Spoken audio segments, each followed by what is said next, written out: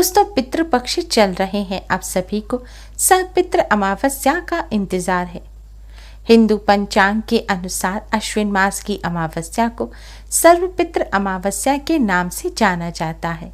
यह पितृपक्ष का आखिरी दिन होता है। इस दिन सभी भूले बिसरे पितरों का श्राद्ध किया जाता है, या जिन पितरों की श्राद्ध तिथि मालूम नहीं होती उनका श्राद्ध भी इसी दिन किया जाता है। या अगर आप पितृपक्ष के दौरान अपने पितरों की श्राद्ध तिथि पर श्राद्ध करना भूल गए हैं तो उन सभी पितरों का श्राद्ध भी आप सर्वपितृ अमावस्या पर कर सकते हैं। शास्त्रों के अनुसार सर्वपितृ अमावस्या पर पितरों के निमित्त श्राद्ध तर्पण या पिंडदान अवश्य ही करना चाहिए और पितरों को विदा करना चाहिए। जो व्यक्ति इस दिन अपने पितरों का श्राद्ध नहीं करते उन्हें दोष लगता है। ब्रह्म पुराण के अनुसार जो वस्तु उचित काल या स्थान पर पितरों के नाम पर उचित विधि से दिया जाता है वही श्राद्ध कहलाता है। आम भाषा में श्रद्धा से अर्पण करना ही श्राद्ध कहलाता है। सर्वपितृ अमावस्या पितृपक्ष का आखिरी दिन होता है। शास्त्रों के अनुसार पितृपक्ष के पहले दिन यानी कि भाद्रपद पूर्णिमा को यम देवता पितरों को पितृलोक से मुक्त कर देते हैं और पितृ भाद्रपद पूर्णिमा को धरती पर अपने परिजनों के पास आ जाते हैं और सर्वपितृ अमावस्या पर वापस पितृलोक को चले जाते हैं। शास्त्रों के अनुसार जो परिजन सर्वपितृ अमावस्या पर पितरों की विदाई विधि पूर्वक करते हैं उन्हें अपने पितरों की असीम कृपा प्राप्त होती है और पितरों की कृपा से पितृ ऋण और पितृदोष से छुटकारा तो मिलता ही है, साथ ही जीवन के हर क्षेत्र में सफलता मिलती है और घर में सुख समृद्धि आती है। सर्वपितृ अमावस्या पर पितरों का श्राद्ध तर्पण पिंडदान दिन में किया जाता है। पंचबली दी जाती है और ब्राह्मण को भोजन कराया जाता है और सूर्यास्त के बाद पितरों को विदा किया जाता है। इस दिन पितरों को विदा करने के लिए दीपदान का सर्वाधिक महत्व होता है। मान्यताओं के अनुसार जो व्यक्ति सर्वपितृ अमावस्या पर पितरों के निमित्त दीपदान करते हैं उनके पितृ प्रसन्न होकर उन्हें अपना आशीर्वाद देकर वापस पितृलोक को चले जाते हैं। दीपदान करने से जब पितृलोक को वापस जाते हैं तो उनके रास्ते में रोशनी हो जाती है, जिससे उन्हें जाने में कठिनाई नहीं होती और वह प्रसन्न और तृप्त हो जाते हैं। मान्यताओं के अनुसार तर्पण से भी अधिक महत्व दीपदान का होता है, इसलिए सर्वपितृ अमावस्या की रात्रि को दीपदान अवश्य ही करना चाहिए। दीपदान करने के हम आपको 4 तरीके बताएंगे।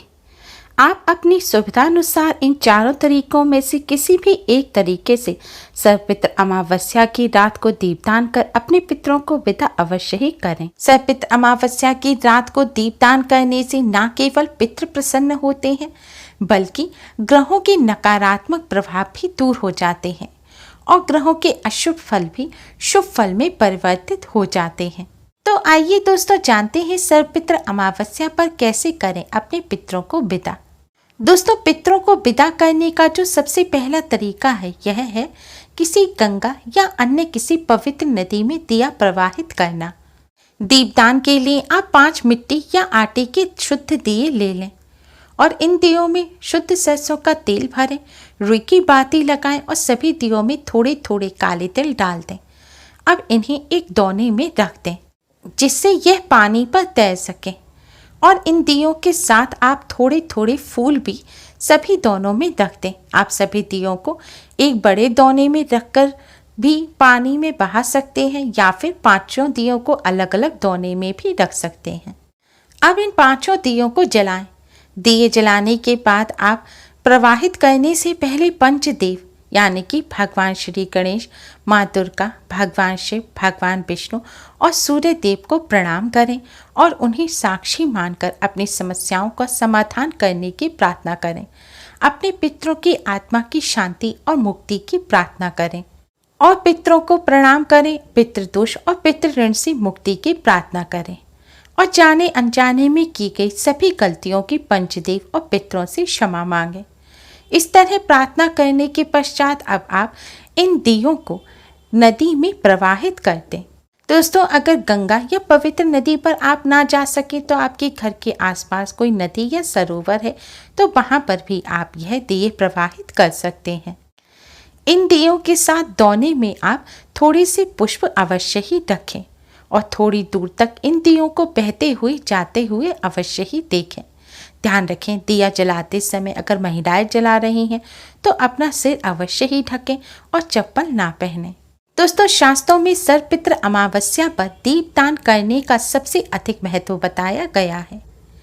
इस तरह दीपदान करने से पितरों का आशीर्वाद मिलता है। पितृ प्रसन्न होकर वापस पितृलोक को जाते हैं। पंचदेवों की कृपा प्राप्त होती है और दूषित ग्रह शांत हो जाते हैं। अशुभ ग्रहों के प्रभाव शांत होते हैं और शुभ प्रभाव बढ़ने लगते हैं। कार्यों में आ रही रुकावट दूर होती है और तरक्की के रास्ते खुल जाते हैं। इस तरह दिए प्रवाहित करने से भाग्य उदय होता है। दोस्तों, हो सके तो दिए प्रवाहित करने के बाद आप किसी जरूरतमंद गरीब व्यक्ति को अन्न का दान भी अवश्य ही करें। दोस्तों, अगर आपके घर के पास कोई नदी सरोवर नहीं है, आप गंगा या किसी पवित्र नदी पर ना जा सकें, तो आप सर्वपित्र अमावस्या की रात्रि को एक मिट्टी का या आटे का दिया लें। मिट्टी का दिया लिया है तो उसे पानी से साफ कर लें। अब इस दिए में आप शुद्ध सरसों का तेल भरें और एक रुई की बाती लगाएं और एक आपको मिट्टी का छोटा सा मटका लेना है। अब इस मिट्टी के मटके में आपको शुद्ध जल भरना है और इस मटके के ऊपर आपको मिट्टी का ही ढक्कन लगाना है। दोस्तों, अब यह मिट्टी का मटका और दिया लेकर आप पीपल वृक्ष पर जाएं। ध्यान रखें, आपको दिए में भी थोड़े से काले तिल डालने हैं। पीपल वृक्ष पर जाने के बाद आपको यह मिट्टी का मटका पीपल वृक्ष के नीचे रखना है और मटके के ऊपर, मटके का जो ढक्कन है उसके ऊपर आपको यह दिया रखना है। दिया रखकर आपको यह दिया जलाना है। दिया जलाते समय यह ध्यान रखें कि दिए की जो लौ है वह दक्षिण दिशा यानी कि साउथ की तरफ होनी चाहिए और आपका मुख भी साउथ की तरफ होना चाहिए। अब आप इस दिए को जला दें और जैसे हमने पहले प्रार्थना बताई थी वही प्रार्थना आपको पंचदेवों से करनी है और पितरों से करनी है। पितरों की आत्मा की शांति की भी प्रार्थना करें, पितृदोष और पितृ ऋण से मुक्ति की भी प्रार्थना करें। यह दिया भी आपको सर्वपित्र अमावस्या की रात्रि को जलाना है, यानी कि सूर्यास्त के बाद जलाना है। देर रात में नहीं जलाना। सूर्यास्त होते ही जब अंधेरा होता है तब आपको आधा घंटे के अंदर अंदर इस दिए को जला देना है। दिया जलाने के पश्चात आप 21 बार ओम नमो भगवते वासुदेवाय मंत्र का जाप करें और फिर अपने घर आ जाएं। ध्यान रखें, रात्रि के समय पीपल वृक्ष का स्पर्श ना करें और दिया जलाते समय हाथ में तेल लग जाए तो उसे अपने कपड़ों से ना पोंछें। इस दिए को जलाते समय भी आपको अपना सिर ढककर रखना है। यह दिया महिलाएं भी जला सकती हैं। दोस्तों, अगर आपके घर के पास पीपल वृक्ष ना हो तो आप क्या करें? तो इसके लिए दोस्तों आप एक मिट्टी या आटे का दिया लें।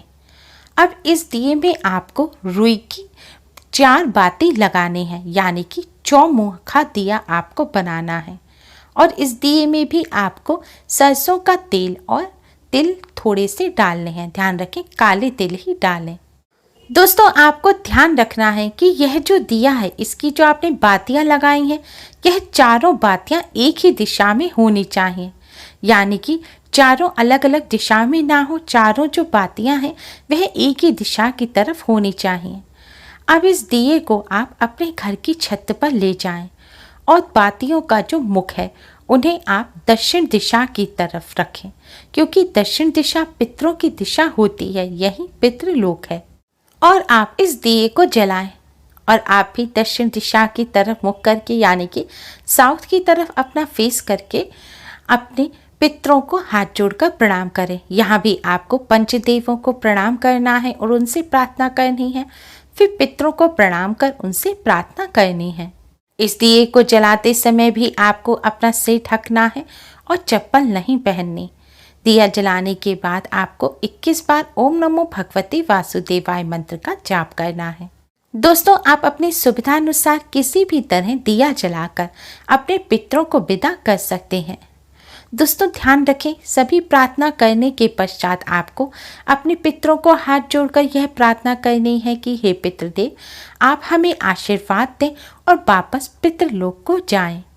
दोस्तों अगर आप किसी बिल्डिंग में रहते हैं या फिर आपका ऐसा घर है जहां छत पर जाने का रास्ता नहीं है, तो आप कैसे करें दीपदान। इसके लिए आप 16 मिट्टी के या आटे के दिए लें। इन दियों में आप तिल का तेल भरें और रुई की बाती लगाएं।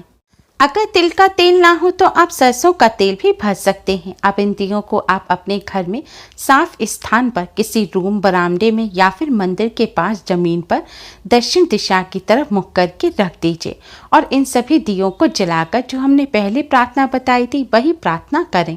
दोस्तों सर्वपितृ अमावस्या पर इस तरह दीपदान कर पितरों को सम्मान पूर्वक भेजने से दीपक की रोशनी से पितरों को सही रास्ता दिखाई देता है।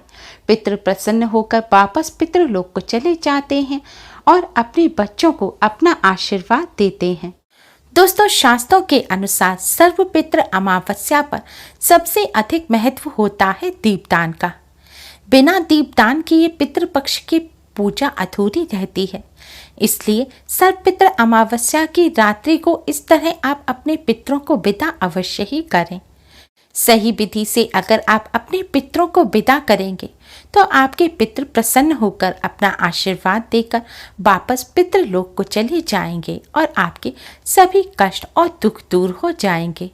इस तरह दीपदान करने से जन्म कुंडली के बुरे ग्रहों के प्रभाव भी कम होते हैं और शुभ ग्रहों के प्रभाव में वृद्धि होती है। पितृ प्रसन्न होते हैं, इससे धन, मान, सुख, वैभव की प्राप्ति होती है। साथ ही पितृदोष, काल सर्प दोष और शनि दोष से भी मुक्ति मिलती है। इस तरह दीपदान करने से राहु केतु की पीड़ा भी कम होती है और आर्थिक प्रगति के रास्ते खुलते हैं। उम्मीद है आपको हमारी ये वीडियो पसंद आई होगी। प्लीज़ लाइक करें। हमारी इस वीडियो को अपने फ्रेंड्स और रिश्तेदारों में ज़्यादा से ज़्यादा शेयर करें, जिससे वह भी इसका लाभ उठा सकें। हमारी और भी वीडियोस के लिए हमारे चैनल को सब्सक्राइब करना ना भूलें। Thanks for watching. Radhe Radhe.